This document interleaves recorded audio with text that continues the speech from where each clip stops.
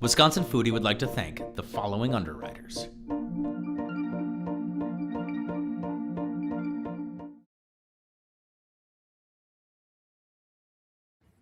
Hello, everybody. Luke, you there? What's up, Hollywood? How you doing? Nice. We switched spots. Yeah, exactly. How is Arizona? How does it feel?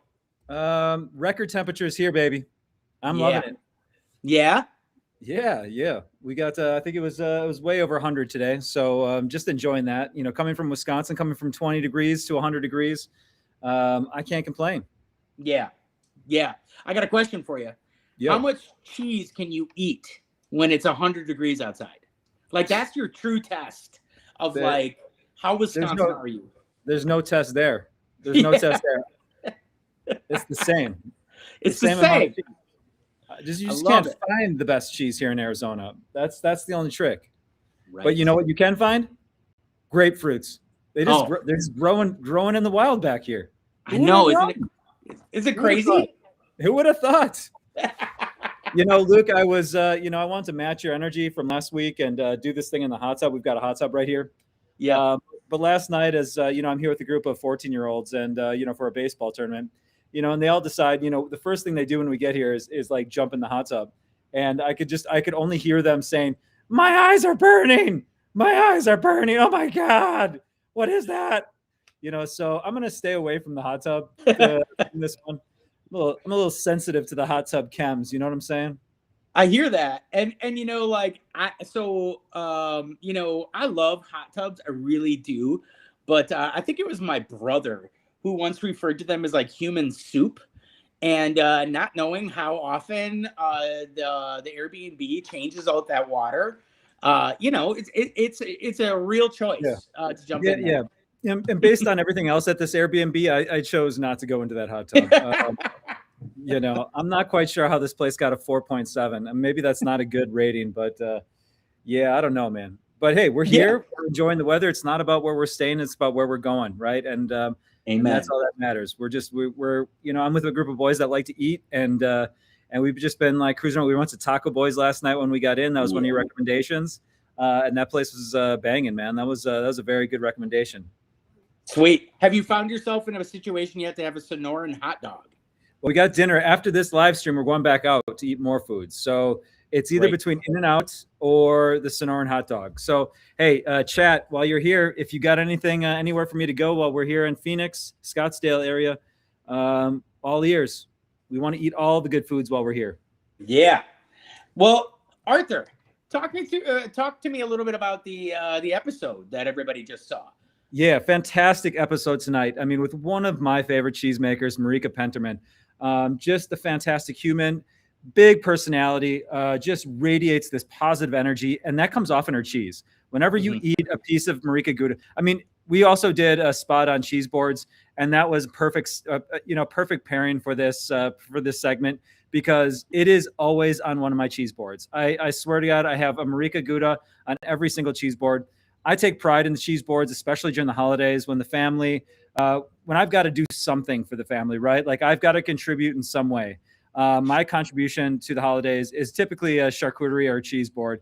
And Marieke Gouda's got that spot right on that board every single year. So it was cool that we got to pair it with Sarah Clemens, Noble Rhine. I know that place is right next to you all in at the Driftless Cafe. She killed it. I mean, she just brought the goods to that cheese board. And it just made me like just crave Wisconsin right now. Even though I'm here, I want to go back there. I want to eat some of that cheese because man, oh man, did that look good. I think the best part about this episode, to be honest with you, I love these kind of episodes that take this journey. As a documentary filmmaker, I love to just like, follow these trails, follow the different stories. So in this particular episode, we kind of set it up like, here's the cheese board. And we followed one story from that cheese board. And it was Marieke's story. And where it went from the cheese board was to the her accepting the Master Cheesemaker Award. So Marieke Penterman is one of a handful of female cheesemakers that has a Master Cheesemaker Award. And she's just part of this really special group now for her cheese making abilities, which is cool. And you talk about, I could go on and on, so stop me. But No. you could talk about sort of different sort of immigrants that come to our country and look at what she has brought to our country. I think we said it in this episode. One of the cheeses that won the Best in Show cheese was her green card cheese. She made such an exceptional cheese that she was awarded a green card because of her exceptional abilities. What a story, right? That is, there's so many cool parts to her story and this whole show. And I was just so honored to be a part of it all and to be around, especially when she won that when she got awarded the Master Cheesemaker. Yeah. What was it like to film? I mean, so I know that when we did this, we did it in 2 segments. We filmed with Sarah, and I want to go back to that for just a second. Sarah at the Noble Rind, she takes that cheese and charcuterie mentality that you talk about when you're doing holidays or you're doing special occasions, and she ups the level. Yeah, I think most of my Instagram feed is people's cheese and charcuterie arrangements. And there's some amazing people doing some amazing things, but Sarah's is always so thoughtful, and it's not just a bunch of stuff there. It's boom, boom, boom, boom, and it really inspires me to kind of lean into that same modality a little bit with the cheese. Let's really create an experience where people can play in those flavors and the stories. I think she's masterful at that. But Marieke, the cheese board is always about the story, right? So the cheese board is one thing, but knowing the story behind the cheeses that you're offering on that cheese board is the that next level, because you can't have one without the other. Bringing a cheese board is just sort of that first step, but knowing the stories behind the cheeses on that board makes the whole thing so special. Because you're there for the holidays, people are going, they're picking up that 15-year-old cheddar, they're picking up that Gouda. And when you can tell them about the person that made that Gouda, man, that's what it's all about. That's where people really that's where people feel really connected, and they feel warm, and they feel proud of their state and the people here making these foods. Mm-hmm. It's beautiful. It's really beautiful. And the experience for me, specifically when we went to Penterman Farms, Marieke's farm, outside of Thorpe, we got to taste a lot of different cheeses. I believe the first time we filmed there, it was you, me, and Shay, kind of there doing all the background detailing stuff. And I fell in love with the 4 seasons of Marieke's Gouda, right? There's the young Gouda. There's the mature Gouda. There is the aged.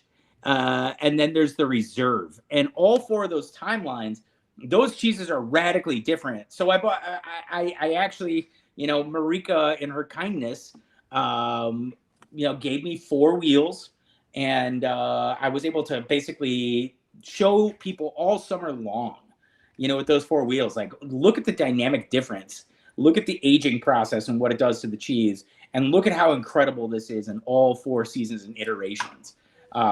It's bananas. It's so fun. Yeah, I think the cheese that you got was, I don't know if it was last week's episode. I'm kind of forgetting where we are with the season, but it was a couple weeks ago when we did the Owl Farm dinner.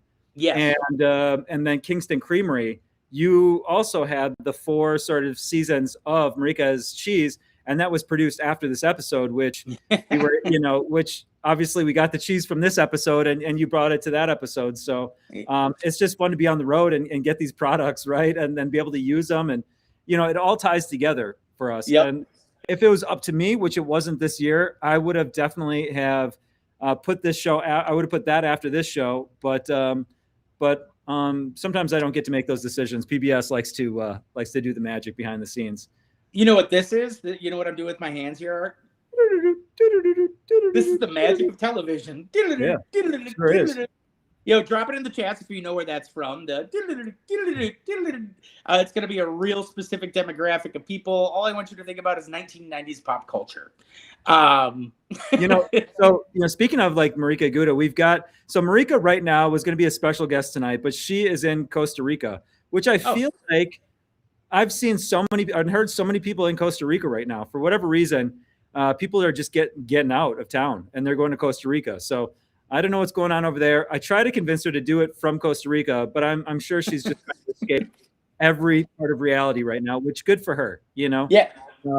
But we do have Jessica from, Yeah. you remember Jessica, right? From Marieke Gouda. So she's in the queue here. She's going to jump on soon. We're going to talk about the cheese. Not only that, so Jessica has this great history of, she's got design as her background, right? And she's done a lot of design for a lot of really big sort of food companies and other companies, and decided to kind of switch up her life and she'll tell us the story, but she came from Denmark to work here at Marieke Gouda and work with them on sort of reimagining their packaging and their look and their feel. And she's just got such a great story.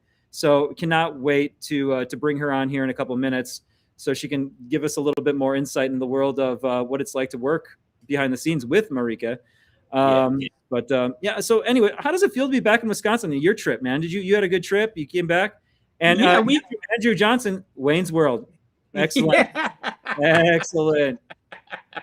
Good. I'm glad that the references are not completely dead because sometimes I feel like, oh my gosh, am I really that old? Coming back was great. We managed to land probably about 5 hours before it really started to snow. Throughout the course of the weekend, folks that are here with us in the Midwest, or specifically Wisconsin, Door County, oh my gosh, we just got pounded with one of those March blizzards. And I talk about it every single year. It's always the week of the boys basketball tournament, the state tournaments. We always get a blizzard. And it's been that way, I think, since the dawn of time. As soon as Joe Naismith created basketball and then Wisconsin adopted it, there was that regularity. So that was a little bit hard coming from, 80s and 90s and just chronic sunshine to all of a sudden like, oh my gosh, here's 16 inches of snow. What a pain in the butt. But fortunately now, I did a little bit of time at the Driftless Cafe, been running around, lots of meetings. I had today almost, I would say it was really close to being a perfect day. I woke up, I took Silas to school, got myself some green tea. And then I started up the maple syrup evaporator at about 8:30 in the morning. And I basically just cooked down sap until about 5:30 tonight when I had to run to another meeting. And I know that once I finish this live stream, I'm going right back out to it. It's the season. The trees are just absolutely flowing. And man, oh man, the sun was out today. I got to be one of those people, like, the early adopters of like taking the shirt off. So, oh yeah, it was so nice today. It was warm and sunny, 50s, maybe low 60s down in the valley. No real wind to speak of. It was a beautiful day for making maple syrup. And it would have been perfect if the Badgers would have passed the ball with the last, if there's 5-10 seconds left. We don't need to talk about this. I figured we could get through this whole stream without talking about the Badgers. I mean, we all knew he was going to shoot it. So it's that close. That's, yeah. Used to it, though. Oh gosh, I know. It's heartbreaking. It's heartbreaking. I don't know how many more seasons I can do this as a sports fan. Like, well, let's lift up the vibe a little bit. Let's get Jessica in this mix here. Jessica, what's up, how you Jerry? doing? Hi, you guys. Surprise, Hey. You're on. Oh my gosh. Can you hear me okay? Yeah. Yeah. Can you hear us okay? Yes, absolutely. I'm coming off of a high after watching the episode. Oh, yeah. There was some, you got some cameo appearances in there. And did you see, you know, they were all fancy. They were dressed up so nice. I was watching with my family. It was actually my son who spotted it every time. And then there's also like drone footage where my kids are also in it. Yeah. They were like, "Oh my God, we're famous!" And I was like, "Okay, yeah." That was great. I love that little scene. That was really cute. You guys were on the bounce house. That was really nice. Yeah. Fantastic. So what's going on? Sorry, Luke. I was just going to ask what's going on behind you. What do you got behind you?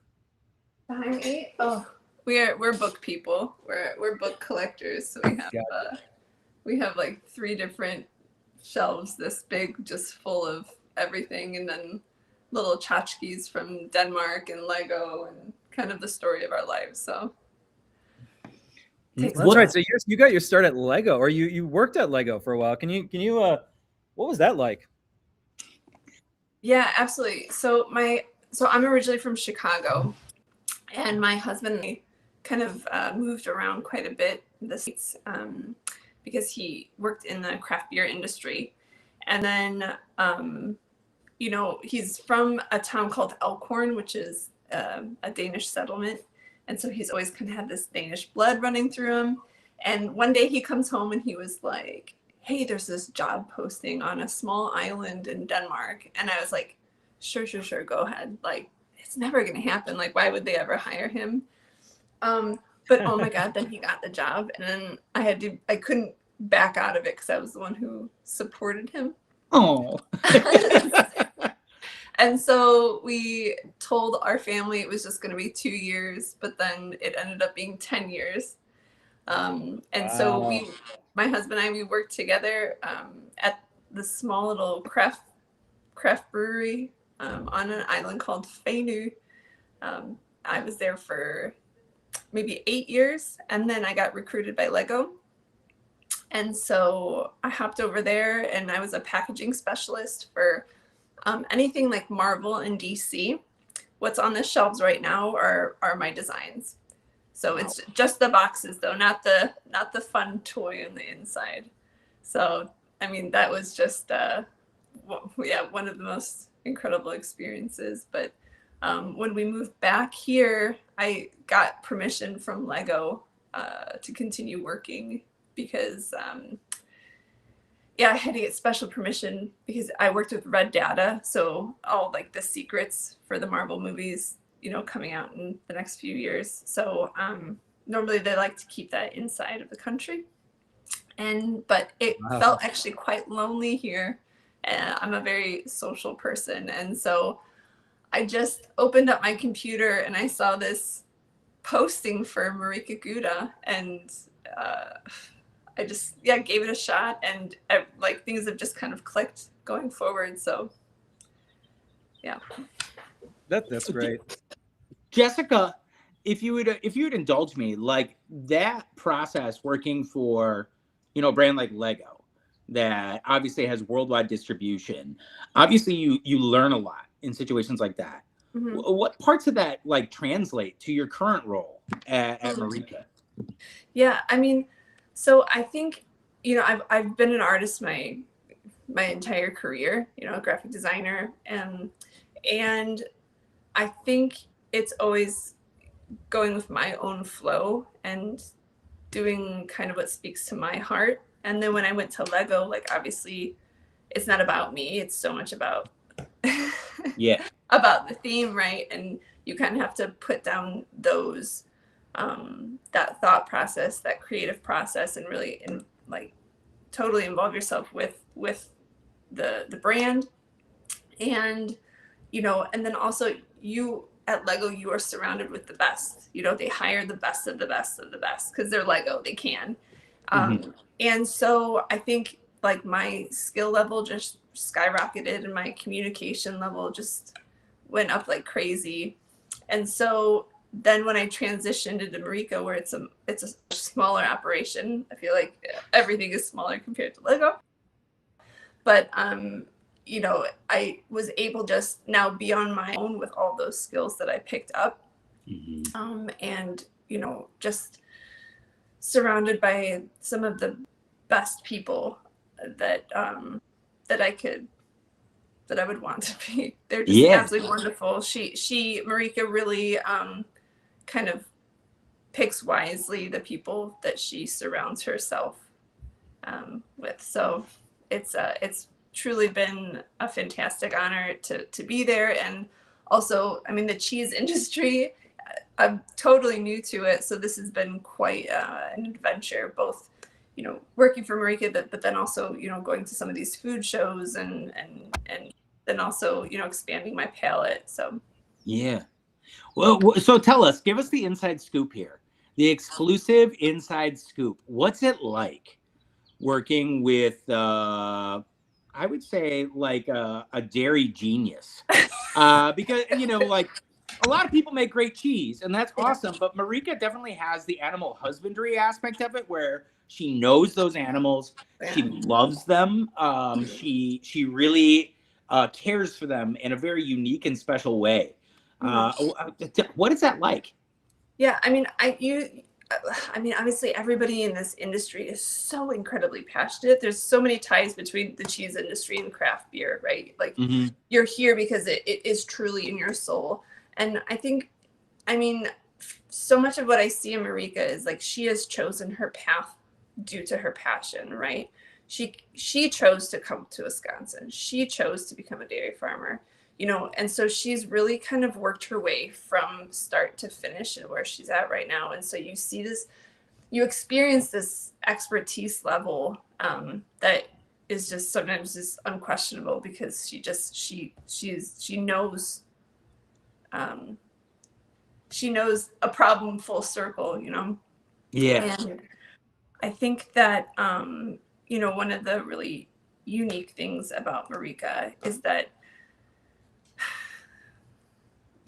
everybody's they're full of passion and motivation, but I think what sets her apart is her creativity and her willingness for experimentation. And I think that's why we have the products we have today, because she didn't just stop at one.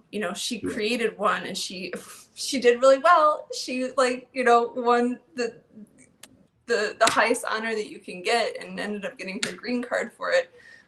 But she just felt that desire to keep moving forward and keep experimenting. Sure. Is Marieke a perfectionist? Can I say 50-50? Because she has very high expectations, but this rings true to her, and it's how she reflects onto me too, is that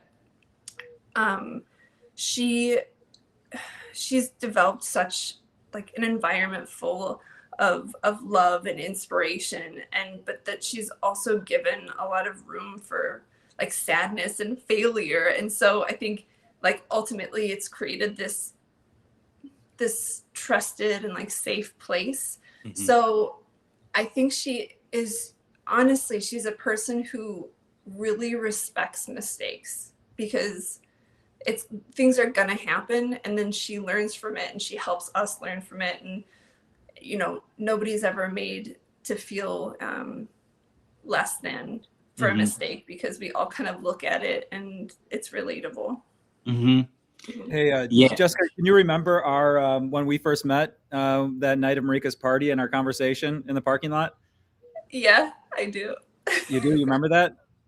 Yeah. We were talking about design and how important, and just the brand overall. And, I guess I didn't know you well at the time, and I was pretty, do you remember kind of like my words to you at all, or what the gist of that?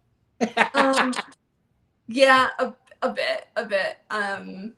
I think I'm always somebody who's like a little bit aggressive and will be like, oh, I'm gonna talk to you kind of thing. And I think you had been like working the entire day and you were trying to leave, and I was like, oh, I'm just gonna like make this connection real fast and follow this guy to his car, and like not in a creepy way, but now that we're really? It wasn't in a creepy way? Because that felt like it's a creepy way. I mean, I'm just kidding. It does if sound Arthur was creepy. involved, it was a creepy way. It does sound creepy. No, it was great. I basically said, you were like, yeah, I'm tasked with like redesigning this brand. And I said, you know what? Don't fuck it up. That was basically what I said to you. Like, don't fuck it up, because it's, or like, basically, you're going into this concept with like, I'm going to do something really cool. I'm going to like, I have this vibe. I'm going to come here. I'm going to really rework this thing. And even though like, it's really, cause the design is, I don't know. I don't want to say too much. The design is what it is. The logo is what it is. The packaging is like, the vibe is what it is, but like, it is what it is. Right. And it's like, to revamp that, I'm sure was a challenge, is a constant challenge, right? Yeah, it's a constant. It's still a constant challenge. It's still in process, and all of that will be dropping sometime over the summer. And I think, you know, in general, it's definitely a big refresh that we're doing, a lot of updating. And the thing is that, you know, if I were to work with any other creamery, what a boring job I would have. I would maybe not be so excited on Sunday morning or Sunday night to go into work. But the thing is, like, she has so much material to work with, you know. There's so much opportunity to show her premium level, and then also show this really vibrant personality and really be a standout. And so we're just trying to find like a good middle ground there.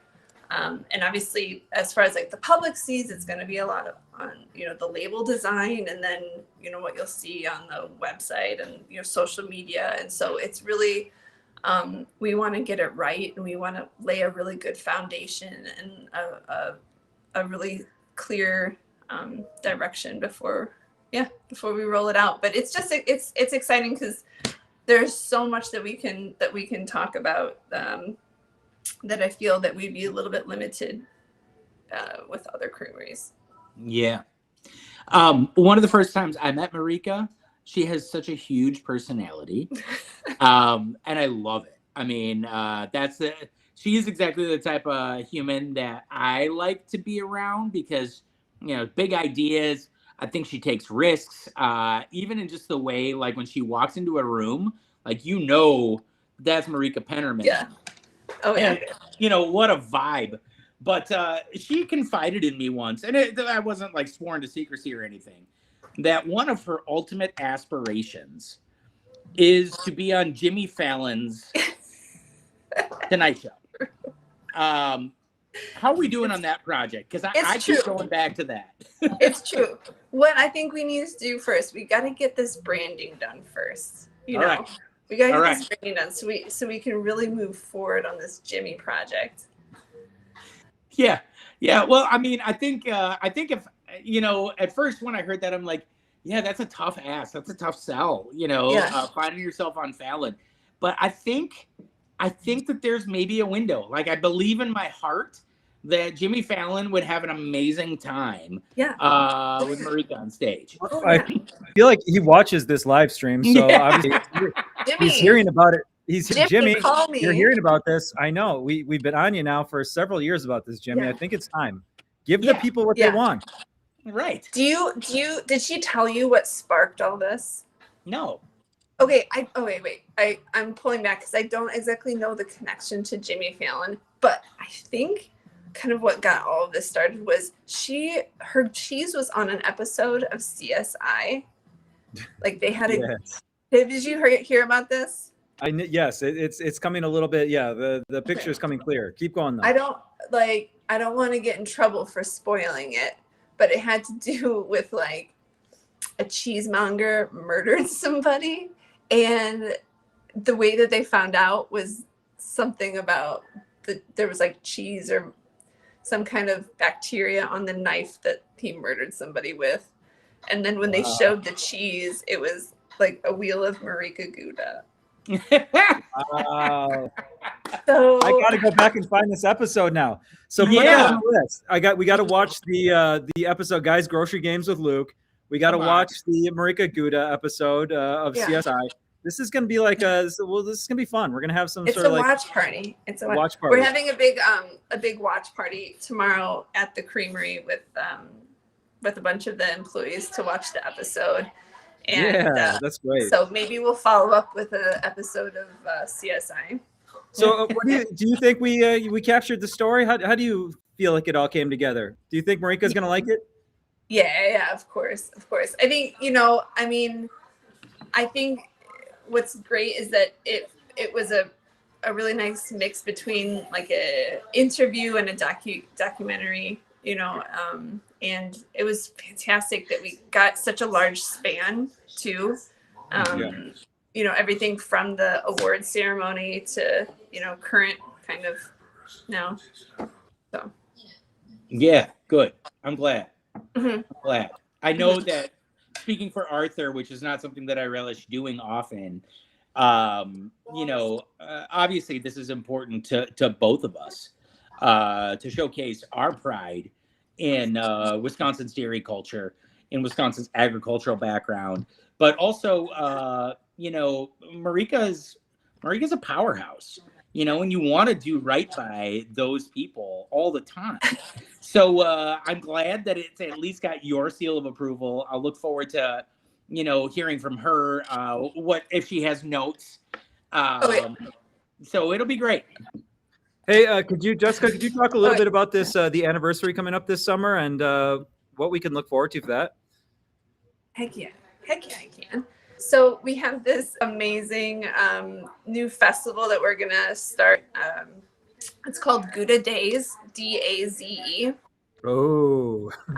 And it's just it's stemming from like celebrating the 20th anniversary of Marieke Gouda, and then you know, it'll be a day with the classic, you know, farmers market and food trucks, but then we're gonna have some, of course, you'll be able to taste every single type of cheese that we have, because we're gonna do like a Gouda passport where you get like a printed out passport, and then each cheese has its own stamp.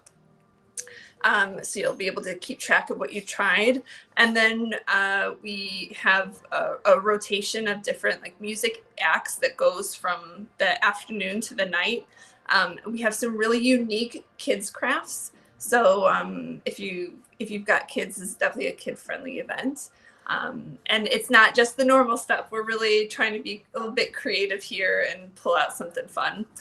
We're also doing something really unique too, where we're hiring a photographer, not just to capture the event itself, but it's going to be a family photographer. So if you're in the area and you have your family with you, you can come on down and get like a free professional photograph. Wow. And then, you know, we always offer tours, paid tours, but for the day, it's going to be free tours all day. And this is on August 22nd. Oh my God. That sounds Arthur, that sounds like a great time. Can't wait. Arthur, Can me and we Luke get a family portrait? Can we get a family picture, just us two? yeah. Yes. Yes. Yes, you can. Okay. I'll make sure it happens. Yeah. We are like family, right, Luke? Right? Oh, dude. We're family. Brothers from another mother. Yeah. I like, do we get the choice of backdrops? Like, because I really want that vintage 1986 JCPenney, like, you know, the airbrush background where it's like undulating blue and gray. And I'll show up in my best St. John's Bay jacket, and we'll rock it. Oh man, I'm gonna have to step up my game. Jeez. Yeah. Hey Jessica, we got one other question on the chat for you. Somebody's asking, our friend Andrew here is asking, what was your favorite design from Lego? Do you have one that stuck out to you that you enjoyed working on, or something that you really loved?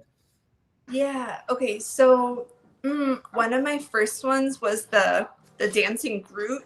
I don't know if you've seen it, but it's like a Groot, like a little kid Groot in a pot, and then you can like wind up the back. Oh, I know what you're saying.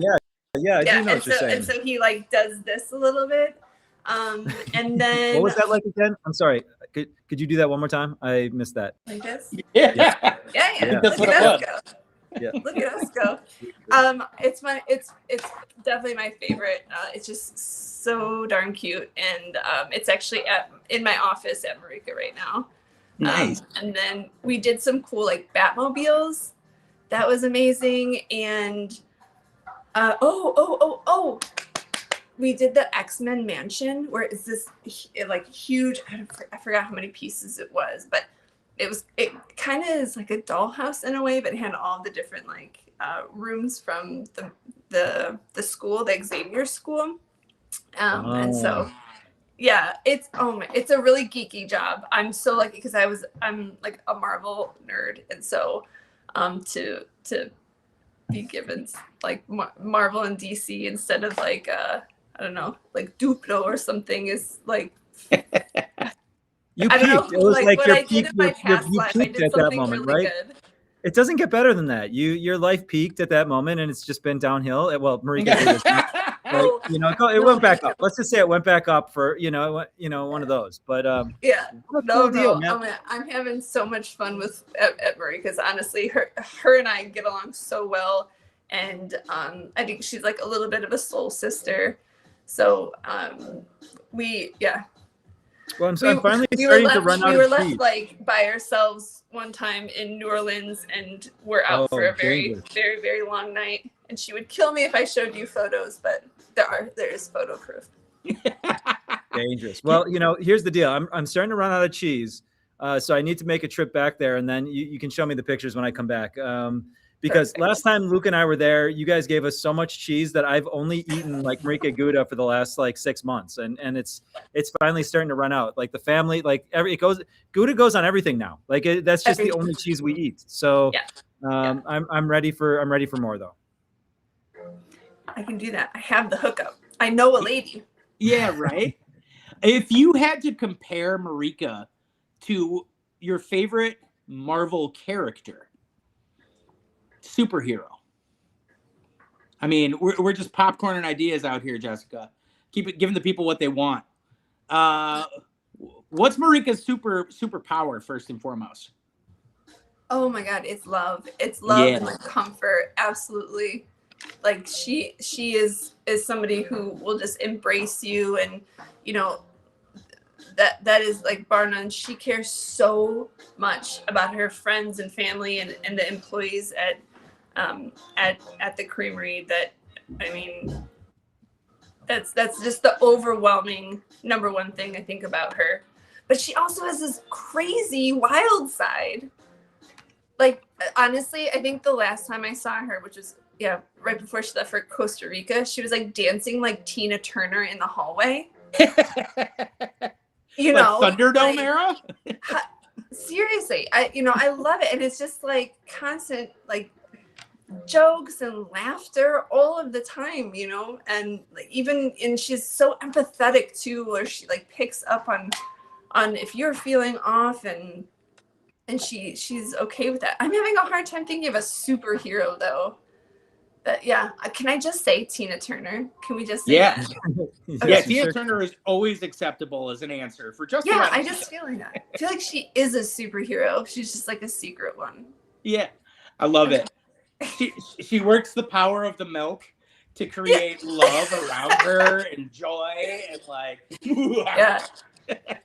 maybe she would have some like, I don't know. No, that's a weird image. Anyways. Well, Jay, we really appreciate you jumping on here with us, and without Marieke being here, you are definitely the next best ambassador for the brand. So really enjoy working with you. I think there's a lot that goes on behind the scenes, and that never obviously makes camera or but working with you behind the scenes on this project and so many other projects we've done together has just been like a true joy. Like, you're a really fun person to work with, and it's just nice to be able to hear from you every once in a while and just touch base. And so really appreciate everything that you've done for us and you do for them. So really appreciate it. I thank you guys. Right back at you. It's been an absolute pleasure, and to get to know you guys, and I do hope that we can just collaborate more in the future. I mean, if not for anything else, is so that you can get free cheese. Like, you can't not be friends with me. Seriously. Hey, say less. I'm holding it hostage now. Yeah. And it seriously, if you ever get to the point where you want to stylize some packaging in Legos, cheese packed in Legos, ooh, wouldn't that be a banger, Arthur? That's what I'm saying. Like a little box. Yeah. Oh my gosh. Perfect. Yeah, or like a Lego cheese wheel. Like I could put something like that together. That'd be a lot of fun. You take a bite out of that. So many master builders. I bet they can come up with some kind of cheese wheel. Yeah. Like a perfectly smooth one. Yeah. Ooh. All right, cool. Jay. Thank you so much. You are a gem. We'll talk soon. All right. Thanks, guys. There you go. You have it. We had a special guest, and it was Jessica. There it is. We had a special guest. I couldn't help. Like, how was that grapefruit? Like, I was watching you eat it as we were doing the interview, and Juicy. Was it juicy? It was very looked juicy. like it was almost a problem. Yeah, it was a problem. I had to put it down. I mean, I was getting a little carried away. The juices were all over me. That's the last thing I want to do to our audience is just, just the juices running down my chin and my shirt. Yeah. And I have to take my shirt off and then. And then we're in the exact same spot we were in last weekend. Yeah, I'd be right in the hot tub because I would need those chemicals to clean all this up. Exactly. So tell me, I'm gonna try this. I'm gonna try to pitch the hot dogs to the boys tonight. So tell me about the Sonoran hot dogs. What am I dealing with here? So the Sonoran hot dog is, I think actually it probably came out of Tucson first. But there's some attributes about it that are a little bit different. And, like obviously Chicago's got its hot dog. The Sonoran hot dog is characterized by number one, fresh chilies, right? You got to have that. They also like to cook them really like crispy on the outside. So I'm not talking to like the burnt dog. Nobody likes that. But it's definitely got a little bit more going on, and it's definitely one of those things when obviously it came out of Mexico through Tucson. You get it on like a bolillo style bun, which is a specific bun, usually topped with like pinto beans, onions, tomatoes, and then you go even a little mayonnaise, mustard. Whoa, a little bit on there, right? So this is a very, very different vibe than like the Chicago dog, which is a very, very different vibe than like the school lunch hot dog, So I think it's worth checking out. If you're like, where would you rank In-N-Out burger versus the Sonoran hot dog? Well, In-N-Out is good. I would go double animal with cheese, add onion. But I'll tell you, I don't love the fries at In-N-Out. They're not my jam. So like I get the burger and I'm like, okay, that's a burger. I kind of inhaled that and then I feel bad about it. The thing I like about the Sonoran hot dog is at least I feel like I'm supporting something that's local. And, it kind of speaks to the vibe of Phoenix, Arizona. You get a little bit of that Mexico, that border area, and there's a really good homogenization. I'm trying to use cheese making words here. Yeah, I love that. Homogenation. That's like the homogenization and imagination together. You get just a lot of cool flavors in it. I would go Sonoran hot dogs or burritos, or dude, I didn't put any tamale places on the list that I sent you. Like the tamales in Arizona, you find a good spot, you find a food truck, whatever. They're usually always lit. Very good. I love it, man. Thank you for that list. I'm gonna try to convince these boys that the Sonoran hot dog is the way to go. And maybe we'll just go out for an adventure. I get the dog, they can get In-N-Out burger if that's not their jam. We're gonna figure that one out. But hey, so next week though, I think we're back together, me and you. Yeah, in the you same and me, place, baby, at the same time. It's gonna be fun. Wait. What are we doing next week? It's been a long time, right? I mean, it's been 3 weeks since we've been together on the live stream, so that'll be fun. And next week, it's another banger. It's going to be like this is this. God, I say this every week. I say it's going to be I think it's my favorite episode. I've got some episodes that really stick out, and I've been like the anti-favorite guy lately. Like there's just no such thing as a favorite, right? Like. Who's your favorite this? What's your favorite that? There's not I just have no favorites. But this episode next week, very special, very near and dear to my heart. I fell in love there with this place and the people. And, we follow the story of a really iconic food from Wisconsin. And I don't think everybody's going to know about it, but the people that know. And that story is the Gorilla Cookie. If you were any part of Madison in the 60s or the 70s, maybe even into the 90s, you were familiar with this cookie. It is a very unique cookie. And I know, Luke, you know a little bit about this cookie, but the story that came from this cookie is unmatched. And this is what it's all about for me, Luke. It's you look at a food And, I mean, it's a simple cookie or a piece of cheese, and you eat it and you enjoy it. But once you know the story behind this food, it elevates that to this whole other level. Yeah. And this particular story about the gorilla cookie just blew my mind. The rabbit holes that we went down into. Oh. And, and we ended up at Three Waters Preserve in Broadhead. And with Steve Applebaum, what a place, what a beautiful place. I remember being there shooting, a couple different times, once by myself and once with another friend, and just absolutely falling in love. And it was just such a beautiful place to be. Mm-hmm. And, it hits you in all the right spots. Yeah. No, I loved making this episode because I think you and I approached this specific episode from two very, very divergent places. The gorilla cookie was synonymous with like the protests, the anti-war protests in the 1960s and 70s that took place on the University of Wisconsin-Madison campus.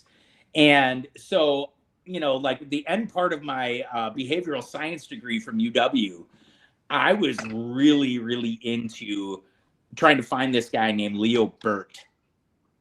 For those of you who are watching, or you may or may not know, Leo Burt was one of the New Year's Eve gang that blew up parts of Sterling Hall in August of 1970. And like the Mifflin Street Co-op and like all the food places, it's where the people really kind of connected and hung out. And so this gorilla cookie has like a thread through that timeline. And I've always been really curious about that.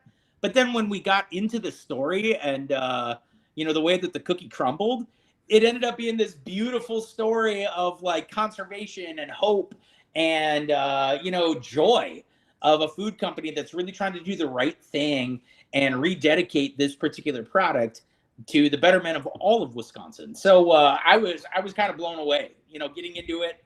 And like you said earlier in the live stream, you're an organic filmmaker. You go in, you let the story kind of take off from what they give you. And oftentimes when we kind of game plan what we're going to do at a shoot, it's very spontaneous. If I go in with any sort of direction whatsoever, it's usually really quick to move away from that and into something that's really enriching and connecting. And that's beautiful. I love that. The passion too, not to leave out, the passion of Mike Olson from Elegant Foods and his love for this cookie. I mean, and the journey that he went on to recreate this cookie, to track down, Ted Odell. Like, I mean, these stories it's just such a layered, complex story that I think like if I could make a film, like a feature film about this and like write the story, this would just be such a fun movie to make and to watch. So many great characters, so many personalities, twists and turns you just never expect, all for a cookie. And, I can't wait, and like the cookie is like, it's revived and it's out there. You can only find it at like co-ops. So like put that on your radar and like make sure before next week you track down whether at Willie Street Co-op, Outpost in Milwaukee, some of these different co-ops, you call them up and get your hands on these cookies, because I swear after this episode is done, these cookies are just going to be like, they're limited and they're just going to be sold out and snatched up immediately. So make sure you pick up a gorilla cookie before the show next week, and then you eat it while you're watching the show. It's going to all come together. It's going to light up all the neurons, the oxytocin and everything in your brain. And I'm just like, my oxytocin's firing right now thinking about it. Yeah. Yeah.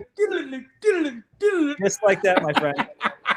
Awesome. Hey, I want to jump back real quick because I know you want to wrap this up. You had said earlier about your disdain for the idea of having favorites. Mm-hmm. And like if I ever go into an interview situation and I make the mistake of being like, so like, what's your favorite vegetable? Like you're just like, dude, don't do that. And we've had a lot of discussions around it because it's not very creative, and quite frankly, it's a bad procedure to get into when you're trying to have a conversation. But I do have a question for you. Who's your favorite Wisconsin Foodie host? That's an easy one, my friend. Kyle Cherrick. No, just kidding. I knew it was coming. I hope nobody's watching that. I hope nobody watches this. Nobody's watching right now, right? Luke, it's you, my friend. I mean, Yeah. It's you. I just wanted to set you up for the easy win there. I don't have many. The favorites thing is, I can't. But you, I mean, you're my guy. You're my guy. Mustache or beard or barefaced. Right? I just can't get enough. Oh, I love you so much, man. All right. Well, look forward to seeing you next week. We'll be back at it. Great episode. Like I said, go get yourself a gorilla cookie. Sue, I know you said you made this comment about Marieke. It's like she's always has a party going on in her head. That's that. Me and Luke can share that. We are always have parties on our head for better or for worse. It's the only way to be. Get yourself a party and have it in your head, and you're never going to be alone. On that note, yeah, I love you, buddy. Thank you.